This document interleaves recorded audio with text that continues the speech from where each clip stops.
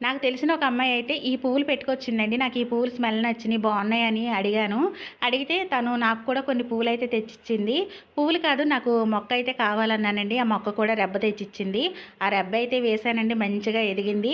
ఎదిగేసరికి మొత్తం మొగ్గలేమి రాకుండా బాగాను ఎదిగిపోతుందని చెప్పేసి కట్ చేసేసాము. కట్ చేసేసాక తర్వాత అయితే చిన్న దుంపల అయితే అడుగునుందనమాట. అదైతే మొన్న వర్షాలకి బయటకొచ్చిందండి. వచ్చేసి మొక్క అంతా కూడాను ఇలా మొగ్గలైతే వచ్చేసినియి ఇప్పుడు. ఇప్పుడైతే మల్లెపూల సీజన్ కదా! అందుకే మొగ్గలొచ్చేసి మంచిగా పూలైతే పూస్తున్నాయండి. ఇంక బయటకు ఉంది కదా! ఎవరో ఒకళ్ళు కోసుకెళ్ళిపోతారని నేను మొగ్గలు కోసేసాను. కోసేసాక గుర్తొచ్చిందండి. అయ్యో! మీతో షేర్ చేసుకోవాల్సిందని. ఇంక ఇప్పుడైతే ఏమైందిలే అని చెప్పి మొక్క అయితే చూపిస్తున్నానండి. ఈరోజు మందార పూలు ఎక్కువగా అయితే విచ్చుకున్నాయి. నేను వీడియో తీద్దాం అనుకున్నాను మర్చిపోయాను. ఇంకా ఈ మందార పూలన్నీ కోసైతే ఈరోజు దేవుడికి బాగా అలంకారం అయితే చేసుకున్నానండి. ఇంక నేనైతే బయట నుంచి తెచ్చుకున్న పూలు ఇంక ఈ పూలు చాలా ఎక్కువైతే అయిపోయినాయండి ఈరోజు.